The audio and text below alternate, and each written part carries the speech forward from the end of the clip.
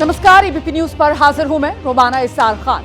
आगे का एजेंडा देख रहे हैं और शुरुआत उत्तर प्रदेश के संभल से करेंगे, जहां संभल में जो हिंसा हुई है उस पर जो एफआईआर दर्ज की गई है, इसी एफआईआर में बड़ा खुलासा हो रहा है। एफआईआर में जियाउर रहमान बर्क को आरोपी नंबर 1 बनाया गया है। जियाउर रहमान बर्क मतलब संभल के सांसद, समाजवादी पार्टी के बड़े नेता हैं। जियाउर रहमान बर्क संभल के सांसद हैं जियाउर रहमान बर्क, और उन्हें जो एफआईआर दर्ज हुई है संभल हिंसा में, उसमें आरोपी नंबर 1 बनाया गया है। दूसरे नंबर पर जो आरोपी है एफआईआर में, वो सुहेल इकबाल को बनाया गया। एफआईआर के मुताबिक जियाउर रहमान बर्क ने राजनीतिक लाभ के लिए भीड़ को भड़काने का काम किया। एफआईआर के मुताबिक सर्वे के दौरान भीड़ में सुहेल इकबाल खुद मौजूद था। हिंसा से 2 दिन पहले सांसद बर्क प्रशासन की अनुमति के बिना जामा मस्जिद पहुंच गए थे। वहां पर भड़काऊ भाषण भी उनकी तरफ से दिया गया था, और ये तमाम बातें जो हैं वो एफआईआर में मेंशन की गई, एफआईआर में दर्ज की गई है। तो आरोपी नंबर 1 और आरोपी नंबर 2, और दोनों नेता हैं समाजवादी पार्टी के। एक सांसद जियाउर रहमान बर्क संभल के, और दूसरे जो स्थानीय विधायक हैं उनके बेटे हैं।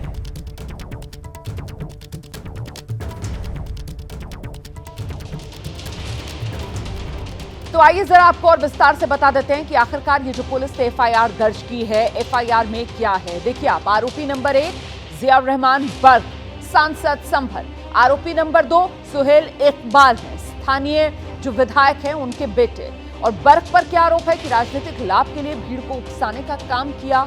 जियाउर रहमान बर्क ने सांप्रदायिक माहौल बिगाड़ा जियाउर रहमान बर्क पर ने, और सुहेल पर आरोप है कि सर्वे के दौरान खुद मौजूद वहीं भीड़ के साथ सुहेल भीड़ को उकसाने का काम सुहेल की तरफ से किया गया। बर्क को लेकर खुलासा ये हो रहा है कि हिंसा से 2 दिन पहले बिना अनुमति के जो मस्जिद है वहां पर चले गए थे जियाउर रहमान बर्क। नमाज पढ़ी और नमाज के बाद भीड़ वहां पर जुटाई। भड़काऊ बयानबाजी भी वहां पर जियाउर रहमान बर्क की तरफ से की गई। हम सीधे आपको लेकर चलेंगे, हमारे साथ हमारे सहयोगी वरुण जैन इस वक्त मौजूद हैं। जरा वरुण जैन से जानते हैं कि कल तक समाजवादी पार्टी के जो मुखिया हैं, अन्य नेता हैं, उनकी तरफ से भी ये सवाल पूछा जा रहा था कि आखिरकार जियाउर रहमान बर्क और उन पर एफआईआर कैसे, उनको आरोपी कैसे बना सकते हैं। वो तो 24 नवंबर जब ये हिंसा भड़की है उस दिन उत्तर प्रदेश संभल में थे ही नहीं, वो तो बेंगलुरु गए हुए थे। ऐसे में अब एफआईआर से साफ हो रहा है कि आखिरकार वजह क्या है एफआईआर में जियाउर रहमान बर्क से लेकर सुहेल इकबाल तक के नाम की। वरुण, देखिए, बिल्कुल जिस तरीके से ये पूरी हिंसा हुई, तो शुरुआत से ही ये बात पुलिस को लग रही थी कि ये एकाएक भीड़ इकट्ठी नहीं हो सकती, इसके पीछे कोई बड़ी साजिश है। तो कहीं ना कहीं जिस तरीके से एफआईआर का कंटेंट है उससे ये बात साफ हो जाती है कि जो पूरी की पूरी हिंसा हुई है इसके पीछे एक बड़ी साजिश थी।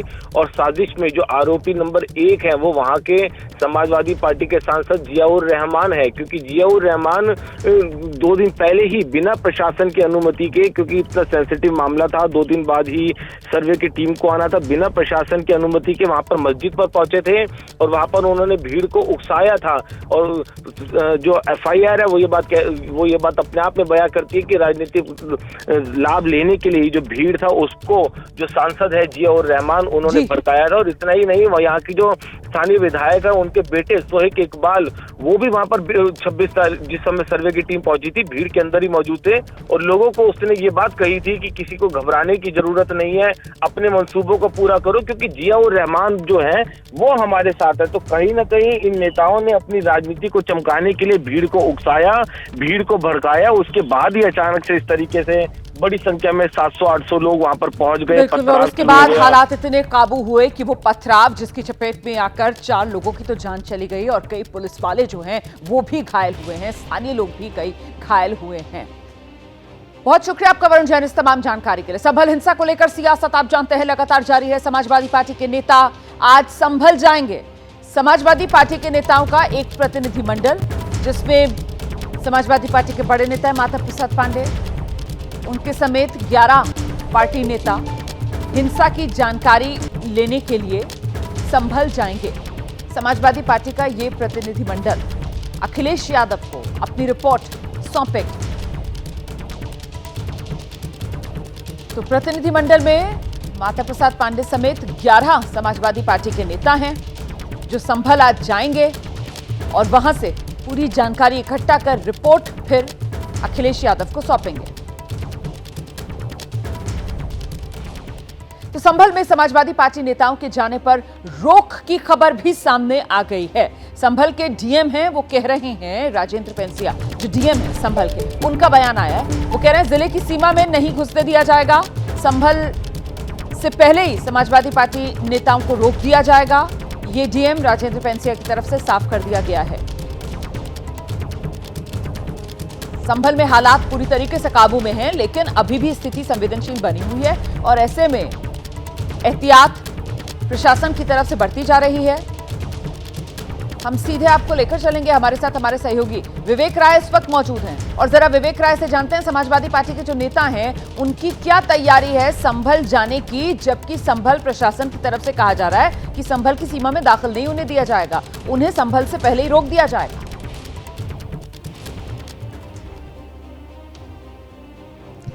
देखिए, आपको बता दूं, जो प्रतिनिधिमंडल जाने वाला है उस प्रतिनिधिमंडल को जो लीड करेंगे वो नेता प्रतिपक्ष है माता प्रसाद पांडे जी, और वो हमारे साथ हैं। थोड़ी देर में इनकी तैयारी है यहाँ से निकलकर संभल को जाने की। हालांकि जिस तरीके से जिला प्रशासन ने सभी बाहरी लोगों को वहाँ आने पर रोक लगा दी गई है, उसके बाद इनकी क्या तैयारी, उसको लेकर इनसे बात करेंगे। मतलब आप लोग वहाँ जाने वाले हैं संभल, पर वहाँ के प्रशासन ने रोक लगाई है बाहरी लोगों के आने को लेकर, आप क्या कहेंगे? देखिए, अगर उनकी रोक लगाई होगी, हमें तो जानकारी है नहीं, आपके माध्यम से पता चल रहा है कि उन्होंने रोक लगा दी है, लेकिन हम कोशिश करेंगे हम वहाँ जाएँ। कोशिश करेंगे हम जाएँ। उनकी वो लोग ये कह रहे हैं कि अगर आप लोग वहाँ जाएंगे तो जो हिंसा जो भड़की, तो उसके बाद कहीं ना कहीं चीज़ें और कुछ ख़राब हो सकती हैं, जो दूसरा पक्ष है वो शायद स्थितियाँ और ठीक ना हो इस कारण। देखिए, ऐसा है, हम लोग वहाँ हिंसा भड़काने नहीं जा रहे, हम वहाँ शांत स्थापित करने के लिए जा रहे हैं और हमारी कोशिश है कि हम सही बात की जानकारी कर लें और मेरे राष्ट्रीय अध्यक्ष जी को सही बात से हम अवगत करा दें वहाँ जाकर। आप सही बात की बात कह रहे हैं, पर जो एफआईआर दर्ज हुई है उसमें आपके जो सांसद हैं उनके नाम भी एफआईआर है, वहाँ के आपके विधायक के बेटे के नाम एफआईआर है, और ये कहा जा रहा है कि इन लोगों ने हिंसा भड़काने की जो साजिश है वो रची। आप कल आपके टीवी में भी आ रहा था कि जो वहाँ का एमपी है वो तो था ही नहीं उस दिन, वो तो बाहर था। तो ये तो जानते हो, ये सरकार पुलिस के बल पर ही सब कुछ इनका है और ये जनप्रतिनिधियों को हैरस करना चाहते हैं, परेशान करना चाहते हैं, इसलिए उनका नाम उसमें डाल दिया है। अब जब वो था ही नहीं तो कैसे उसका नाम डाल दिया? उनकी उपस्थिति उस दिन दूसरी जगह थी। ये कहा जा रहा है कि जब वो जुमे की नमाज के दिन जब वो गए थे, जो उन्होंने जो बयान दिया था उससे कहीं ना कहीं भीड़ जो है वो उग्र थी, और उसके ये सब बारे में यहाँ से कुछ नहीं कह सकता। मैं वहीं जाऊँगा तो जो पता लगेगा, मुझे सही बात पता लगेगा तो मैं आपको बताऊँगा क्या है। आप लोग भी नहीं गए अभी? हमारी टीमें तो हैं। हाँ, अच्छा बताइए, कौन सी बात है आपकी टीम वहाँ रहे और हम लोगों को नहीं जाने दे रहे हैं? आखिर आप भी तो सही बात कह रहे होंगे, जो देख रहे हैं वही तो बता रहे होंगे, हम भी तो वही बताएंगे। तो आपको तो जाने दे रहे हैं, हमको नहीं जाने देने रहे, यही तो आप कह रहे हैं। तो ये कौन सा इनका कानून है? आप जो कि आप लोग अगर जाने की कोशिश करेंगे पर प्रशासन ने मना किया है, तो फिर कैसे आप आगे कैसे बढ़ेंगे? अब देखिए, हम अब वहाँ झगड़ा तो करेंगे नहीं, हम उनसे लड़ाई तो करेंगे नहीं, शांतपूर्ण ढंग से जहाँ तक जाने देंगे वहाँ तक जाएंगे, नहीं जाने देंगे। पुलिस फोर्स के सामने जो उचित होगा, जो हमको अच्छा लगे, जो अच्छा कानूनी वैधानिक तरीके से जो करना होगा हम वही करेंगे। आप यहाँ से जा रहे हैं, लाल बिहारी यादव जा रहे हैं, बाकी लोग वहीं आपको मिलेंगे संभल में ही, या बाकी लोग भी यहाँ लखनऊ से मिलेंगे? देखिए, हमें संभल जाना है, अब कौन मिलेगा कौन नहीं मिलेगा जी। कार्यकर्ता जो हमारे संभल के हैं या जो हमारे मुरादाबाद के अध्यक्ष हैं वो सब रहेंगे वहाँ। कितनी देर में अभी निकलने की तैयारी है? अभी तो थोड़ी देर में हमारा स्टाफ आ जाएगा, तो अब हम निकलेंगे। बिल्कुल विवेक, मैं लौटूंगी आपके पास। तो माता प्रसाद पांडे समाजवादी पार्टी के नेता जो इस प्रतिनिधिमंडल को लीड करेंगे, 11 समाजवादी पार्टी के बड़े नेताओं का ये प्रतिनिधिमंडल है जो संभल जाने की तैयारी में है। हालांकि संभल में प्रशासन की तरफ से साफ कर दिया गया है कि किसी भी राजनेता को वो संभल में एंट्री नहीं लेने देंगे। संभल की सीमा से पहले ही समाजवादी पार्टी के इस प्रतिनिधिमंडल को भी रोक दिया जाएगा। और इस बीच संभल हिंसा को लेकर ये जो सियासत गर्म है, इसी के बीच राष्ट्रीय स्वयंसेवक संघ ने इस हिंसा पर समाजवादी पार्टी पर बड़ा हमला बोला है। आरएसएस के नेता हैं इंद्रेश कुमार। संभल में हिंसा कराने का समाजवादी पार्टी पर उन्होंने आरोप लगाया है। सुनिए। संभल के अंदर आखिरकार एसपी को जरूरत क्या पड़ी थी समाजवादी पार्टी को दंगा करवाने की? हार गए चुनाव तो शांति से जी लेते ना। अपने नेताओं को भड़काकर 5-10 मुसलमान मरवा दिए ताकि उन्होंने जो छल कपट किए और चुनाव हार गए, इसका एनालिसिस सीधे आपको लेकर चलेंगे। हमारे साथ हमारे सहयोगी विवेक जो है वो लगातार बने हुए हैं और जरा विवेक से ही समझते हैं। विवेक, वो जो सियासी साजिश, षड्यंत्र की बात अभी तक कही जा रही थी बीजेपी की तरफ से, अब उसी को लेकर हमलावर यहां पर संघ भी कि साहब सर्वे तो 19 नवंबर को भी हुआ था ना इसी मस्जिद में, लेकिन तब तो सब कुछ शांतिपूर्ण हो गया था। और इसके बाद 24 नवंबर जब दोबारा सर्वे की टीम पहुंची है तो फिर बदला सिर्फ ये कि 23 नवंबर की वो तारीख जब उपचुनाव के नतीजे आए थे और तस्वीर सामने आई थी कि उत्तर प्रदेश में सियासी जमीन शायद समाजवादी पार्टी की खिसक रही है। क्या ये उसी की खिसियाहट थी? क्योंकि बीजेपी से लेकर आरएसएस तक अब इसी को लेकर समाजवादी पार्टी को कटघरे में खड़ा कर रहे हैं। विवेक।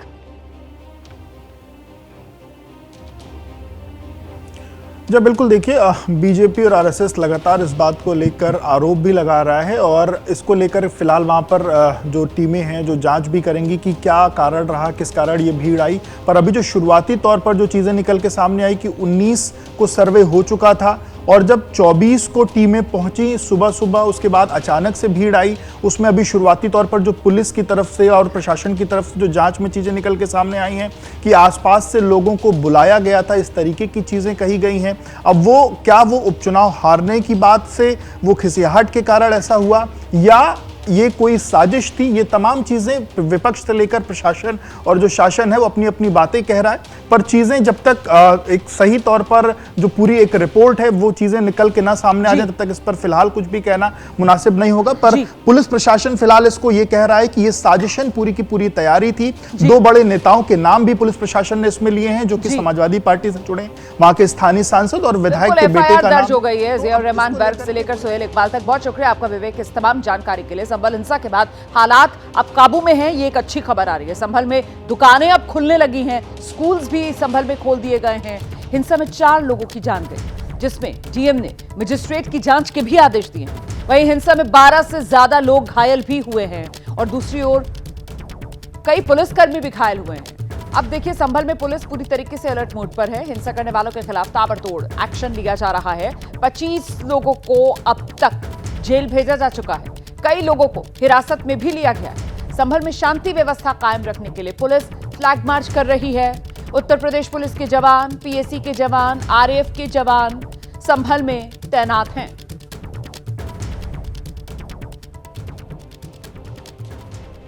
और वहीं संभल के कैला देवी मंदिर के महंत हैं ऋषिराज गिरी, उन मुख्य याचिकाकर्ताओं में से एक हैं जिन्होंने शाही जामा मस्जिद के लिए अदालत का दरवाजा खटखटाया था।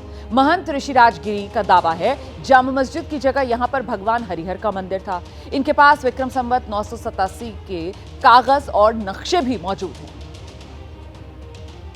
महाराज जी, ये जानना चाहूँगा, आप लोगों ने अदालत में याचिका लगाई, उसके बाद ही ये सर्वे हुआ, आखिरकार ऐसा क्या हुआ, क्यों आपने याचिका लगाई? क्योंकि वो हमारा मंदिर है, इसलिए याचिका लगाई। सारे सबूत, सारे प्रमाण वो मंदिर के हैं और वो मंदिर ही है, इसलिए हम लोगों ने याचिका लगाई जन भावनाओं को मद्देनजर रखते हुए। सबसे पहले तो क्या आप चाहते हैं अदालत से, और ऐसे क्या साक्ष्य है जिसके चलते आपने याचिका लगाई, क्योंकि सैकड़ों साल से वहाँ पर वो मस्जिद है? अकबर की पुस्तकों में लिखा हुआ है, बाबरनामा में लिखा हुआ है, अकबर आईने में लिखा हुआ है, बाबरनामा में लिखा हुआ है ब्रिटिश गवर्नमेंट के कई इतिहासकार रहे हैं, उन्होंने लिखा है और वहाँ पे सबूत मौजूद हैं बहुत सारे अनेक, और सब सबूतों के आधार पर हमने याचिका दायर की है। हमें विश्वास है कि वहाँ हरिहर मंदिर है और सारे संभल को, क्या आसपास को, सभी को, जन जन को, बच्चे बच्चे को विश्वास है कि वहाँ हरिहर मंदिर है। क्या आपके पास ऐसे साक्ष्य है जिसके जरिए आप ये दावा कर रहे हैं? मैं देख रहा हूँ ये नक्शा है जो 987 का है, विक्रम संवत 987, और इस नक्शे के अंदर आप देखेंगे कि इस नक्शे के अंदर यहाँ पर ये हरिहर मंदिर है कि उस समय पर ये हरिहर मंदिर हुआ करता था और आज भी हरिहर मंदिर है और हरिहर भगवान की कृपा से हरिहर मंदिर ही रहेगा। आज भी हमारा मंदिर वहाँ पर है, वहाँ पर अनेक चीज़ें पाई गई हैं जो प्रूफ हमने कोर्ट को, न्यायालय को दिए हैं और न्यायिक प्रक्रिया। और वहीं संभल में जामा मस्जिद कमेटी के अध्यक्ष जफर अली क्या दावा कर रहे हैं, अब जरा वो भी आपको सुनवा देते हैं।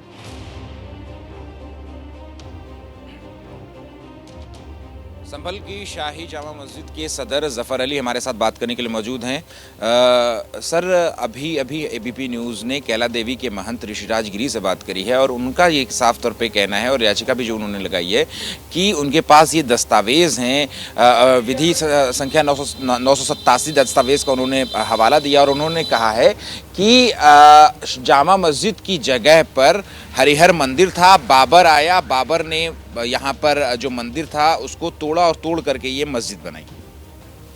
ये सब हवाई बयान है।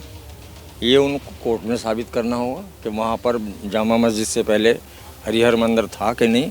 हम ये साबित करेंगे कि वहाँ जामा मस्जिद से पहले कोई मंदिर नहीं था। ये क्या कोर्ट का जवाब, उसका कानून का जवाब कानून से देंगे जी। लेकिन वो मीडिया में आकर के, एबीपी न्यूज़ से आकर के ये बात कह रहे हैं कि वहाँ पर दस्तावेज का, वो गलत कह रहे हैं, बिल्कुल गलत कह रहे हैं। सब हवा में बयान दे रहे हैं। उनके पास कोई लिखित प्रूफ नहीं है, कोई प्रमाण नहीं है, कोई साक्ष्य नहीं है। ये कोर्ट में देखेंगे।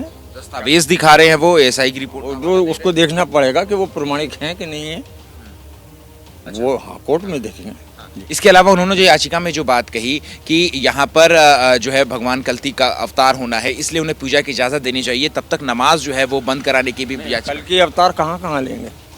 कल्कि का अवतार कहाँ होगा? ऐचौड़ा कम्बू में होगा या ये रानी वाले मंदिर में होगा? कहाँ होगा? ये तो बात की बातें हैं, इस पर कुछ नहीं कहा जा सकता, इस पर कोई टिप्पणी नहीं करनी। नमाज पर पाबंदी लगाने की बिल्कुल गलत है। नमाज पर पाबंदी कैसे लगा देंगे? क्या वो जामा मस्जिद उनकी है? क्या वो जीत गए? जब हम जवाब देंगे, हम इसका पुरजोर अपोज करेंगे, हम भी दाखिल करेंगे अपनी याचिका, हम भी अपना अपोज दर्ज कराएंगे। अब हम चूंकि उसमें प्रतिवादी हैं तो हम अपना जवाब दाखिल करेंगे। आप चूंकि 2 सर्वे में आप सदर हैं, आप दोनों सर्वे में मौजूद रहे थे, 19 तारीख को जो हुआ था और जो 24 तारीख को हुआ, इन दोनों सर्वेों में आप क्या क्या?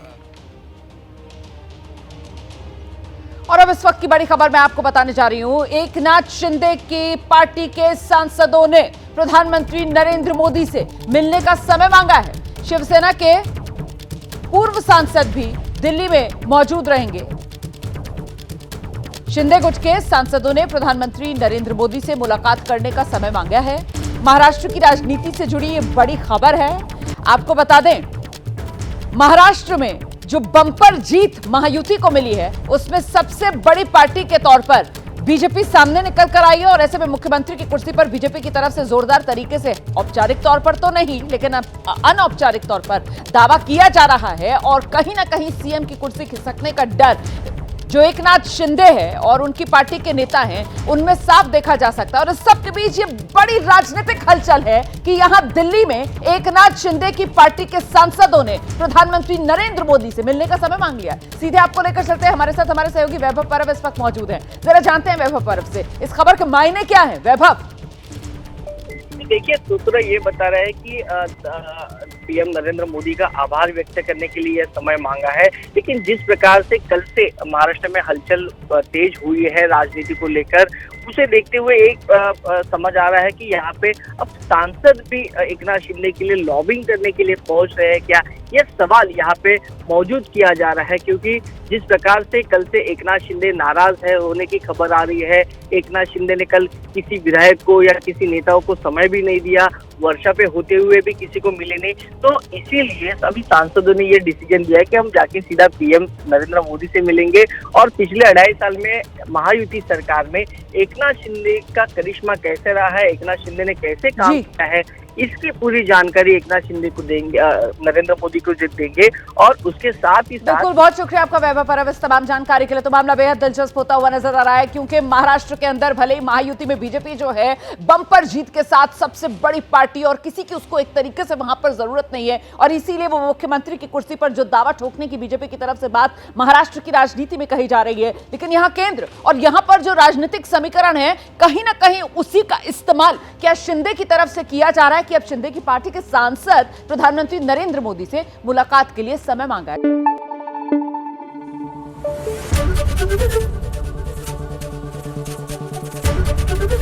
एबीपी न्यूज आपको रखे आगे।